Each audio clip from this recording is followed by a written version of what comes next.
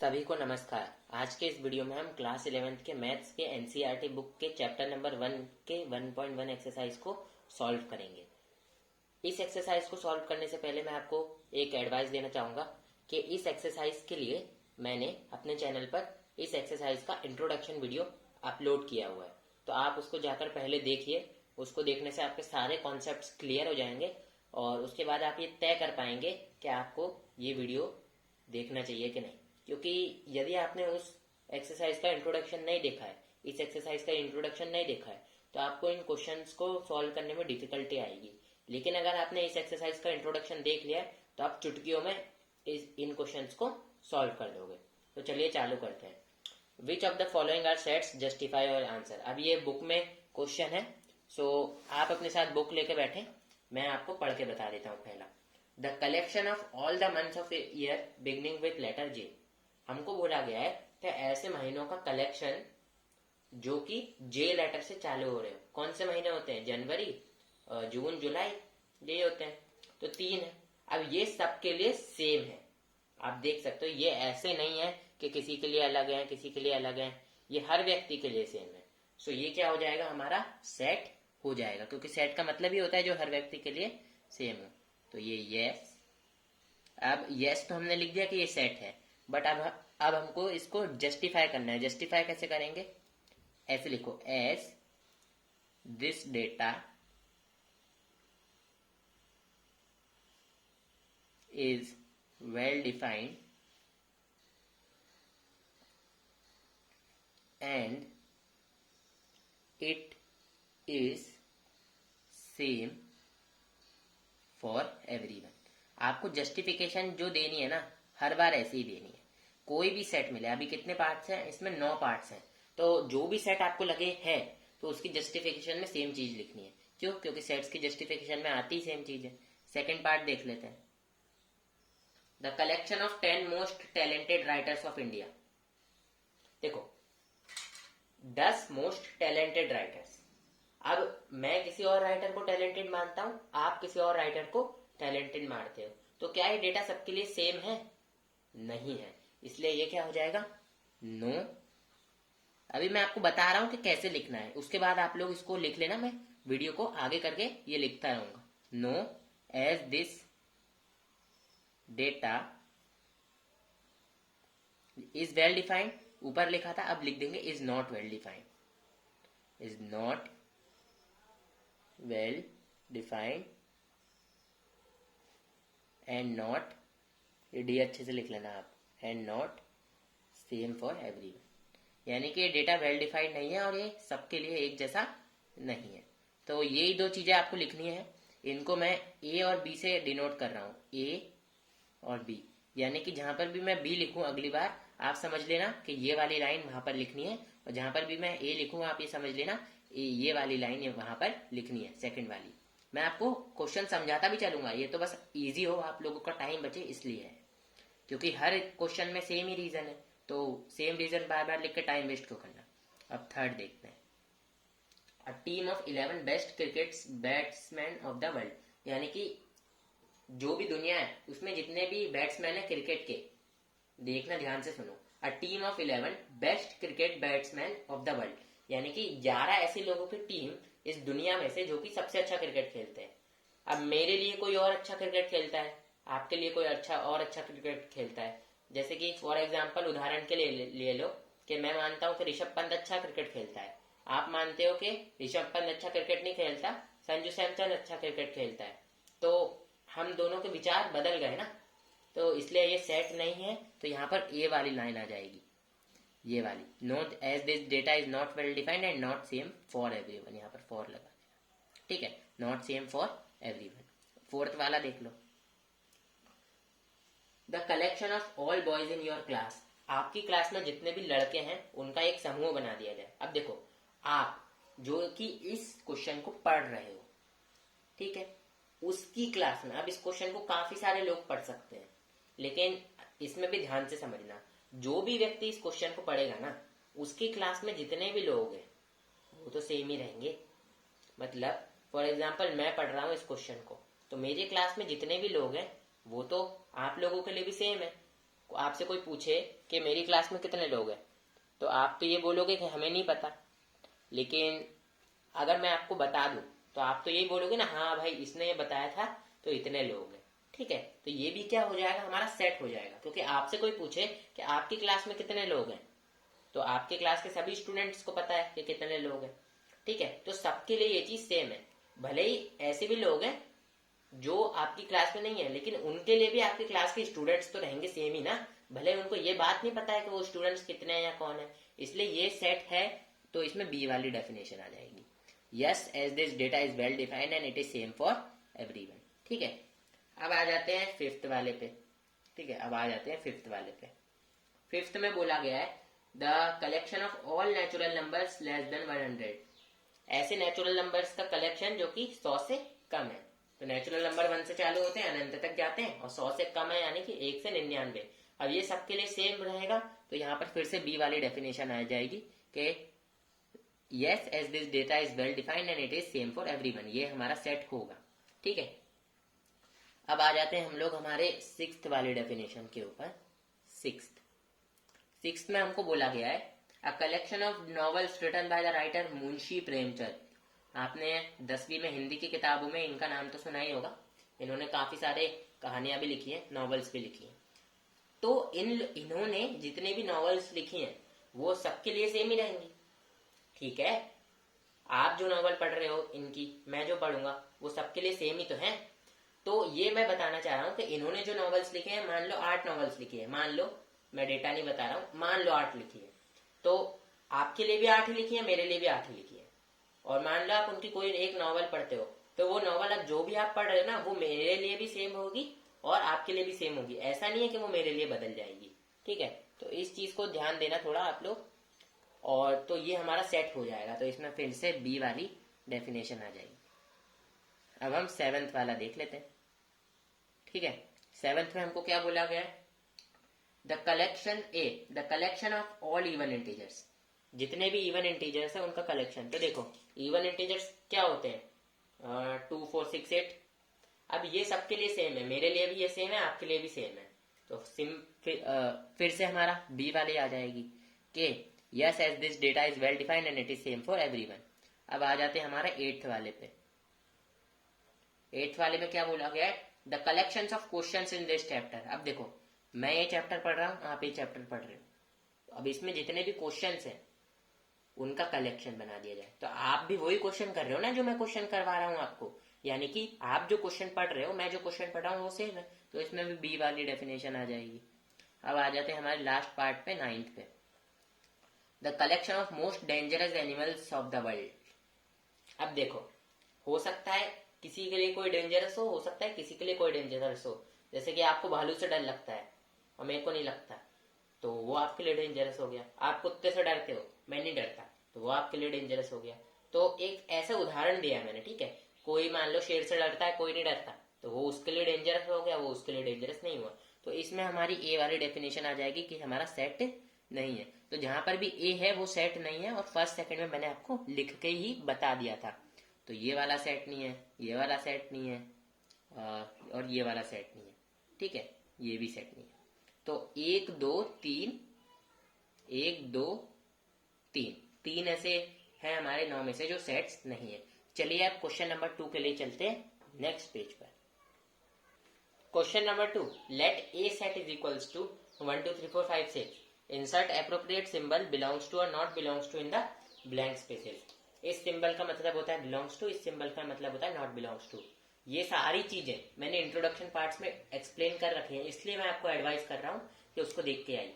अच्छा, इस साइन का मतलब होता है कि कोई भी एलिमेंट अगर इसके अंदर है तो उस साइन को यूज करके हम इसको रिप्रेजेंट करेंगे, और इसका मतलब होता है कि वो एलिमेंट इसके अंदर नहीं है। तो देखो, क्या 5 ए के अंदर है, 1 2 3 4 5, हाँ, जो ये 5 है ये ए के अंदर है, तो यानी कि हम यहाँ पर लगाएंगे बिलोंग्स टू, यानी कि जो 5 है वो ए के अंदर है। ठीक है, इसका ये तो मतलब है 5 बिलोंग्स टू ए, यानी कि 5 ए के अंदर है। इस साइन का मतलब होता है बिलोंग्स टू, और इसका मतलब होता है नॉट बिलोंग्स टू। अब 8, क्या 8 ए के अंदर है? ध्यान से देखो, 8 हमारा ए के अंदर है ही नहीं, 6 तक ही है, तो 8 not belongs to 8 not belongs to A. गलती से मैंने 8 बोल दिया था ए की जगह। अब क्या जीरो है ए में? ध्यान से देखो, ए में जीरो नहीं है। 1 2 3 4 5 6 ये, तो जीरो नॉट बिलोंग्स टू ए। अब देखो क्या 4 है क्या ए में? ये रहा 4, तो 4 बिलोंग्स टू ए। अब देखो क्या 2 है क्या ए में? ये रहा 2, तो 2 बिलोंग्स टू ए। अब देखो 10 है क्या ए में? नहीं, तो ये नॉट बिलोंग्स टू। जो ए में है उनके आगे ये वाला साइन, जो नहीं है वो उनके आगे ये वाला साइन। इस साइन का मतलब ही होता है कि ये इसके अंदर है। तो चलिए अब चलते हैं क्वेश्चन नंबर 3 की तरफ। Question number 3, write following sets in roster form. हमको कुछ सेट्स रोस्टर फॉर्म में लिखने को बोला गया है और ये हमको सेट बिल्डर फॉर्म में दिए गए। तो मैंने पहले भी बोला है कि ये अगर आप डायरेक्ट इस एक्सरसाइज को देखोगे तो कुछ क्वेश्चंस आपके समझ नहीं आएंगे, इसलिए पहले इंट्रोडक्शन पार्ट को देख लो अगर नहीं देखा है तो। चलिए, एक्स कूलोन एक्स, इसका मतलब होता है x such that x is an integer and -3 greater than -3 less than equal to x and x जो है वो 7 से छोटा है। तो इसका मतलब समझो, हमको सबसे पहले ए सेट दिया है तो ए लिख दिया। अब रोस्टर फॉर्म में लिखने के लिए मिडिल ब्रेसेस बनाने होते हैं तो मिडिल ब्रेसेस बना दो। अब एक ऐसा इंटीजर, अब ये जो एक्स है ना, इनकी वैल्यूज को ही हमको यहाँ पर लिखना रहता है, इस चीज को आप समझो, ठीक है। सो एक ऐसा इंटीजर जो कि -3 से बड़ा भी है, -3 के इक्वल भी है, लेकिन 7 से छोटा है। तो ये देखो, -3 के इक्वल ये है, -3 से बड़ा होता है -2, -1 भी -3 से बड़ा है, 0 भी -3 से बड़ा है, 1 भी बड़ा है -3 से, 2 भी बड़ा है, 3 भी बड़ा है, 4 भी बड़ा है, 5 भी बड़ा है, 6 भी बड़ा है। अब क्लोज कर दो मिडिल ब्रेसेस क्योंकि सेट हो गया। अब देखो ये जो 6 है ना, ये 7 से छोटा है। 6 7 से छोटा है, इसलिए हम 6 तक रुक गए, क्योंकि -3 से बड़े ऐसे इंटीजर्स जो कि -3 से तो बड़े हैं और -3 के इक्वल भी है लेकिन 7 से छोटे हैं। तो देखो ये जितने भी इंटीजर है ना, ये या तो -3 के इक्वल है या उनसे बड़े, जैसे कि -3 के इक्वल है और -2 -1 0 1 2 3 4 5 6 ये -3 से बड़े हैं और ये सारे ही 7 से छोटे हैं। 6 5 4 3 2 1 0 -1 -2 -3 7 से छोटे हैं। तो बस इन कंडीशंस को सेटिस्फाई करते हुए आपको लिखना रहता है। अब चलिए हम लोग सेकंड पार्ट देख लेते हैं इसका। हर पार्ट तो लिखना पॉसिबल नहीं है, इसलिए आप बुक खोल के रखिए। तो सेकंड पार्ट का आंसर भी यही लिख देंगे। तो सेकंड पार्ट है आपका x colon x is a natural number less than 6। अब आप एक चीज देखिए, आप बुक में देख लीजिए आपकी सहूलियत के लिए। x such that x is a natural number less than 6। x एक ऐसा नेचुरल नंबर है जो कि 6 से कम है, ठीक है। सो ऐसा नेचुरल नंबर जो कि 6 से कम है वो क्या होगा? सबसे पहले तो नेचुरल नंबर 1 से चालू होता है, तो 1 6 से कम है, 2 भी 6 से कम है, 3 भी 6 से कम है, 4 भी 6 से कम है, 5 भी 6 से कम है और बस 5 तक, ठीक है। सो 1 2 3 4 5 ये ऐसे नेचुरल नंबर्स हैं जो कि 6 से कम है। अब थर्ड पार्ट देख लेते हैं। मैं आप लोगों का जरा भी टाइम वेस्ट नहीं करना चाहता। चलिए, तो एक तो आएगा 17, एक आएगा हमारा 26, 2 + 6 8, एक आएगा 35, 3 + 5 8, एक आएगा 44, 4 + 4 8, एक आएगा 53, 5 + 3 8, एक आएगा 62, 6 + 2 8, और एक आएगा हमारा 71, 7 + 1 8, और एक आएगा हमारा 80, 8 + 0 8। तो ये हो गया हमारा सेट रोस्टर फॉर्म में। अब देखते हैं फोर्थ वाला। फोर्थ में हमको बोला गया है x such that x is a prime number which is the divisor of 60। आप बुक खोल के रखिएगा। x कुलोन x का मतलब होता है x such that x is a prime number which is a divisor of 60। तो 60 के फैक्टर्स कर लो, वही होगा 60 का डिवाइजर। क्या फैक्टर्स आएंगे 60 के? प्राइम फैक्टर्स 230 जा, 215 जा, 35 जा, 5 1 जा। अब सेट में एलिमेंट रिपीट नहीं होता तो 2 को कितनी बार लिखेंगे? एक बार लिखेंगे। तो आंसर में देखिए 2 आ गया, 2 बार नहीं लिखते 2 को, 2 3 और 5, ये हो गया हमारा आंसर। अब आइए फिफ्थ में हमको बोला है the set of all letters in the word trigonometry, ठीक है। तो इसको लिखने के लिए आंसर करके इज इक्वल्स टू, अब देखिए इसमें एक भी लेटर को रिपीट मत कीजिएगा। T R I G O N, अब फिर से O आएगा उसको मत लिखिएगा। उसके बाद आप लिखिए M E, अब फिर से T आएगा मत लिखिए, फिर उसके बाद T के बाद R आएगा मत लिखिए, Y। आप देखिए इससे भी ट्रिग्नोमेट्री बन जाएगा। TRIGONOMETRY, ट्रिग्नोमेट्री, ठीक है। ये हो गया। अब हम लास्ट पार्ट करते हैं जो कि हमारा छठा। The set of all letters in the word better. तो इसको कैसे लिखेंगे, देखो set of all letters of the word better. अब जो बेटर है उसमें भी देखो बी ई टी, अब ये आपने टी तक लिख दिया। अब फिर से टी है तो मत लिखो, उसके बाद फिर से ई है, बेटर में टी के बाद भी ई है तो मत लिखो आर, ये हो गया। इसको भी, इससे भी बेटर बन जाएगा B E T T E R, better. ठीक है, सो ये हो गया हमारा क्वेश्चन 3 कंप्लीट। क्वेश्चन 4 के लिए चलते हैं नेक्स्ट पेज पे। Question number 3, right the following sets in set builder form. हमको ये जो सेट दिए गए हैं ना, इसको हमको लिखना है सेट बिल्डर फॉर्म में। तो आंसर देखिए कैसे आएगा। सबसे पहले तो ये जो सेट दिया गया है ना, इसकी प्रॉपर्टीज को नोटिस करो। क्या है, आप देख सकते हो ये 3 के टेबल है, और 3 का टेबल कहाँ जा रहा है, 4 तक। 3 4 जा 12, तो ये यहीं तक जा रहा है। तो इसको सेट बिल्डर फॉर्म में लिखने के लिए मिडिल ब्रेसेस लगा लो, और सबसे पहले एक्स सच दैट एक्स। अब ये जो एक्स है ना, ये इसके अंदर के एलिमेंट्स है, तो उसको इस तरीके से रिप्रेजेंट करते हैं। ये बात मैंने इंट्रोडक्शन पार्ट में काफी अच्छे से बताई हुई है, वो इसलिए मैं आपको बार बार हर बार कह रहा हूं कि पहले इंट्रोडक्शन पार्ट देखिए। अब ये जो एक्स है ना, ये किसके इक्वल है, 3n के, जहां n एक नेचुरल नंबर है और n की value less than equal to 4 है। ये हो गया आपका सेट।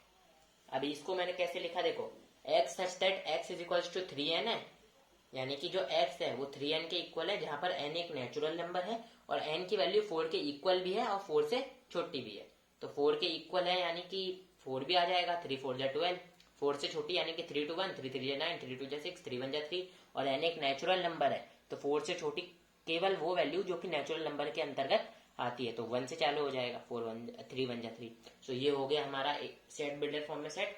चलिए अब पेज में जगह नहीं बची है तो नेक्स्ट पेज पर चलते हैं। जो हमारा second third fourth fifth part है उसको इसी पेज पर हम लोग सॉल्व करेंगे। तो सेकंड पार्ट में देखिए क्या दिया है, 2 4 8 16 32।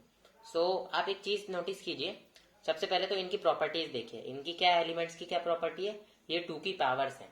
2 की पावर 1 2, 2 की पावर 2 4, 2 की पावर 3 8, 2 की पावर 4 16, 2 की पावर 5 32। सो आपने प्रॉपर्टी देख ली 2 की पावर 5 तक है।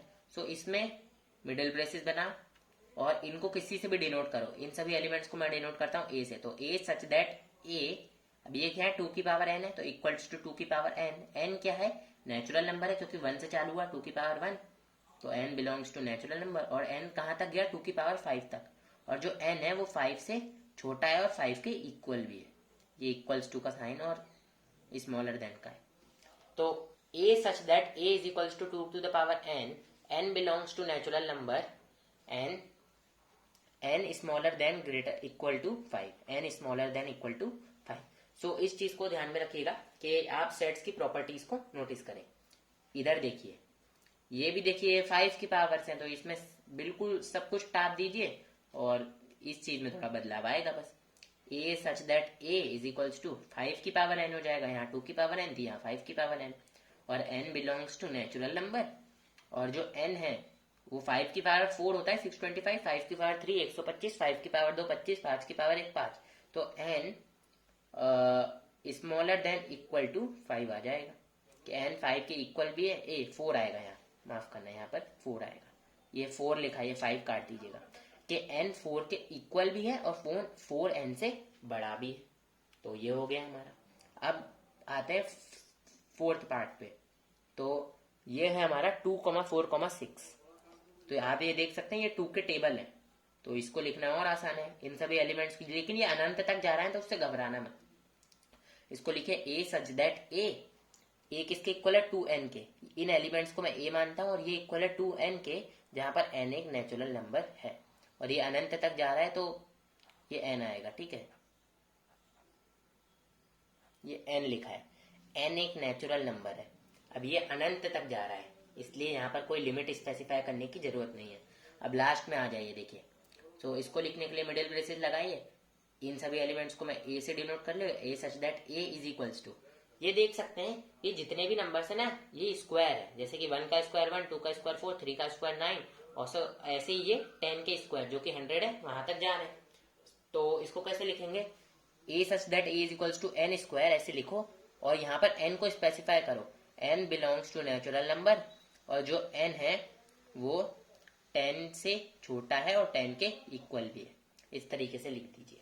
यहाँ पर देखिए ये नंबर्स क्या है, स्क्वायर है, और यहाँ पर हमने इन सभी एलिमेंट्स को ए से डिनोट किया, ए को इक्वल लिया एन स्क्वायर के, एन को बोला कि ये एक नेचुरल नंबर है, और एन 10 के इक्वल भी है, 10 से छोटा भी है।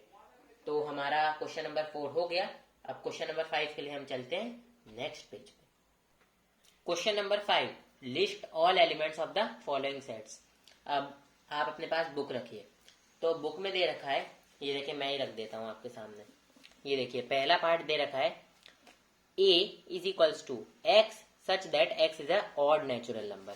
अब x क्या है, एक ऑड नेचुरल नंबर है। तो बेसिकली ये सेट भी आपको सेट बिल्डर फॉर्म में दिए गए हैं, आपको रोस्टर फॉर्म में लिखना है, एक तरीके से आप ऐसा मान के चल सकते हैं। चलिए लिखते हैं। तो सबसे पहले x such that x is a odd natural number को कैसे लिखेंगे, नेचुरल नंबर चालू होते हैं 1 से, 1 भी एक ऑड नेचुरल नंबर है, और ऑड नेचुरल नंबर तो इस तरीके से। और ये आप देख सकते हैं यहाँ पर हमको कोई भी लिमिट स्पेसिफाई नहीं की है, तो ऐसे 3 डॉट लगा दो, इसका मतलब होता है कि ये अनंत तक जा रहा है, और ये हो गया हमारा। अब सेकंड वाला देखते हैं। सेकंड पार्ट है x such that x is an integer and -1/2 less than x less than 9/2। तो जो x है ना वो एक इंटीजर है, और जो -1/2 है x उससे बड़ा है लेकिन 9/2 से छोटा है। तो -1/2 क्या होता है, -0.5, 9/2 क्या होता है 4.5। तो x इससे बड़ा है लेकिन इससे छोटा है, और x क्या है, एक इंटीजर है। तो इससे बड़ा कौन सा इंटीजर है, 0, और इससे छोटे 1 2 3 4। ये लिख दीजिए। ये सभी इंटीजर्स 4.5 से छोटे हैं, और ये सभी इंटीजर्स -0.5 से बड़े। हो गया। अब आते हैं थर्ड पे, कितना सिंपल है देखो। थर्ड है c, इसका भी आंसर ही लिखिएगा। अब ये इनको डिनोट जरूर कर दीजिएगा, जैसे ये ए सेट था, क्वेश्चन में दे रखा था ए, ये बी सेट था, अब ये सी सेट है, तो उसको लिखने के बाद करेंगे। तो सीट में है x such that x is a integer and x square greater than equal to 4। अब इसको थोड़ा समझिए, x square less than equal to 4 है, ग्रेटर देन इक्वल टू 4 नहीं है, सॉरी। यानी कि ऐसे नंबर का स्क्वायर जो 4 के इक्वल भी है, 4 से बड़ा भी है। तो क्या, -2, -1, 0, 1, 2, क्योंकि -2 का स्क्वायर 4 के इक्वल है, -1 का स्क्वायर 4 से छोटा है, 0 का स्क्वायर 4 से छोटा है, 1 का स्क्वायर 4 से छोटा है, 2 का स्क्वायर 4 से इक्वल है। तो ये सभी वैल्यूज इसको सेटिस्फाई कर रही है। ठीक है। अब आते हैं हमारे फोर्थ पार्ट पे, और ये किसके इक्वल है, सी सेट के इक्वल है। फोर्थ पार्ट में देखिए 4 लिखा हुआ है, ये fourth. X such that x is a letter in the word loyal. एक लॉयल वर्ड है, इसमें एक्स लेटर है, तो उन लेटर्स को लिखना है हमको, लेटर्स को रिपीट नहीं करना है। तो LOYA, एल आखिरी का नहीं लिखेंगे, क्यों, क्योंकि हम सेट्स में लेटर्स को रिपीट नहीं करते। और ये डी के इक्वल दे रखा है तो क्वेश्चन में, तो डी के इक्वल रख दिया। अब हम करते हैं फिफ्थ वाला क्वेश्चन। फिफ्थ में क्या बोला गया है, x such that x is a month of a year not having 31 days. तो ऐसे कौन से मंथ है जिनमें 31 डेज नहीं होते हैं। देखिए इसकी एक सिंपल ट्रिक है, ये देखिए जनवरी, इसमें 31, जनवरी, फरवरी, मार्च, अप्रैल, मई, जून, जुलाई, अगस्त। अब यहाँ पर आप अगस्त पे आ गए ना, जो भी इधर हड्डी पे आए आपका, वो है आपका ऐसा महीना जिसमें 31 दिन है, और जो भी हड्डी पे ना आया है इसके बीच में है, वो है आपका ऐसा महीना जिसपे 31 दिन नहीं है। तो जनवरी, फरवरी, फरवरी में 31 दिन नहीं है, तो यहाँ पे क्या लिख दो, फरवरी। जनवरी, फरवरी, मार्च, अप्रैल, अप्रैल में भी नहीं है। तो जो मैंने ट्रिक बताई ना उससे आप करेंगे, तो जनवरी, फरवरी, मार्च, अप्रैल, मई, जून, जून में भी नहीं है। जनवरी, फरवरी, मार्च, अप्रैल, मई, जून, जुलाई, अगस्त, ये फिर से चालू कर देना अगर खत्म हो जाए, अगस्त, सितंबर, सितंबर। तो इस तरीके से आप अगर ट्रिक से करेंगे ना, तो अब देखिए सितंबर हो गया। अब हम नेक्स्ट पेज पे करते हैं, क्यों, क्योंकि जगह खत्म हो गई। तो सितंबर, जनवरी, अगस्त, सितंबर, अक्टूबर, नवंबर, बस सितंबर के बाद नवंबर। ठीक है, सो ये हो गया। अब हम करते हैं लास्ट वाला, जो कि है हमारा x such that x is a consonant in the English alphabet which precedes के। एक ऐसा कॉन्सोनेंट है यानी कि वॉवल नहीं है, यानी कि ए ई आई ओ यू में से एक भी चीज नहीं है, और के पीछे भी है, तो B A B C D E नहीं लिखना है, एफ जी एच, अब आई नहीं लिखना है क्योंकि वॉवल है, A B C D E F G H I J, अब के पहले तो के भी नहीं लिखेंगे। तो ये देखिए ये वॉवल नहीं लिखने क्योंकि हमको बोला x such that x is a consonant. Consonant क्या होता है, जो वॉवल नहीं होते वो कॉन्सोनेंट होते हैं, और वॉवल ये है तो इनको छोड़ के सारे कॉन्सोनेंट लिख दो, और ऐसे कॉन्सोनेंट जो के पीछे हो, जैसे कि B C F G H J के बाद क्या आता है, लेकिन के पीछे वाले लिखने थे इसलिए हमने ये नहीं लिखे। अब देखिए अब एक लास्ट क्वेश्चन है जो कि आपको काफी पसंद आएगा। विद इन 30 मिनट्स इस एक्सरसाइज को हम खत्म करेंगे। देखिए तो ये बुक में कीजिए आप, क्योंकि बुक में करेंगे तो काफी अच्छा रहेगा। Match each of the set on the left in the roster form with the same set on the right described in the set builder form. हमको जो भी लेफ्ट में दिया गया है उसको हमको राइट से मैच करना है, और जो लेफ्ट का रोस्टर फॉर्म है वो राइट के सेट बिल्डर फॉर्म के इक्वल होना चाहिए, ऐसा इसमें बोला गया है। तो इसमें देखिए सबसे पहला 1 2 3 6, क्या ये एक प्राइम नंबर है और जो कि डिवाइजर ऑफ 60 है? नहीं भाई 6 तो प्राइम नंबर नहीं है, तो ए तो यही रॉन्ग साबित हो गया। क्या B x such that x is a odd natural number less than 10, so क्या एक ऑड नेचुरल नंबर है लेस देन 10? ये यहाँ पर तो इवन नंबर भी है 2 6, नहीं। X such that x is a natural number and a divisor of 6, x एक इधर नेचुरल नंबर है जो कि 6 का डिवाइजर भी है, तो फर्स्ट को हमने इससे मैच कर दिया। अब ये हो गया। अब सेकंड को देखो, सेकंड 2,3 है, x such that x is a prime number and divisor of 6, देख सकते हो 2 और 3 प्राइम नंबर है जो कि 6 को डिवाइड करते हैं, तो ये इसका ए हो जाएगा। अब है थर्ड वाला mathematics, x such that x is a letter of the word mathematics. तो हाँ आप देख सकते हैं कि मैथमेटिक्स में बस जो एम है ना ए, हाँ एम को 2 बार रिपीट नहीं किया गया और जो भी लेटर्स है उनको रिपीट नहीं किया गया है, तो इसको डी से मैच कर दें। और जो लास्ट वाला है ना फोर्थ वाला, वो क्या बचा, बी वाला बचा, तो बी वाला ही, x such that x is a odd natural number less than 10, तो ये फोर्थ वाला हो गया। सो आप सभी लोगों का धन्यवाद जिन्होंने यहाँ तक वीडियो देखा, और किसी को अगर बुक ना हो किसी के पास बाई चांस, तो वो ऐसे स्क्रीनशॉट ले ले। ये देखिए ये अब स्क्रीनशॉट ले लो भाई आराम से, और इसका भी स्क्रीनशॉट ले लो, ठीक है। तो अब आप लोग स्क्रीनशॉट ले लिया तो आप लोग कर सकते हो। तो thank you so much for watching guys, and आज के लिए इतना ही। अब हम आप लोगों से मिलते हैं अगली वीडियो में। अगली वीडियो में हम जो भी एक्सरसाइज है 1.1, इसके आगे जितने भी एग्जाम्पल्स हैं उन सभी एग्जाम्पल्स को करेंगे। 1.1 के आगे के जितने भी एग्जाम्पल्स हैं जो 1.2 के पहले, उन सभी को हम नेक्स्ट वीडियो में करेंगे। सो आई होप अभी आप लोगों को सभी क्वेश्चंस जो आज के दिन हमने किए समझ आ गए होंगे। किसी भी क्वेश्चन में किसी भी तरह का छोटा से छोटा डाउट हो ना, मुझे कमेंट कर देना, मैं जरूर रिप्लाई करूंगा और आपका डाउट क्लियर करूंगा, ठीक है। So thank you guys for watching, and मिलते हैं भाई एक और अगली वीडियो के साथ। तब तक आप लोग सभी इस चैनल को सब्सक्राइब कर देना, बेल आइकन दबा देना, ताकि सबके सारे वीडियोस के नोटिफिकेशन आपको मिल जाए, और इस वीडियो को लाइक भी कर देना। Thank you guys.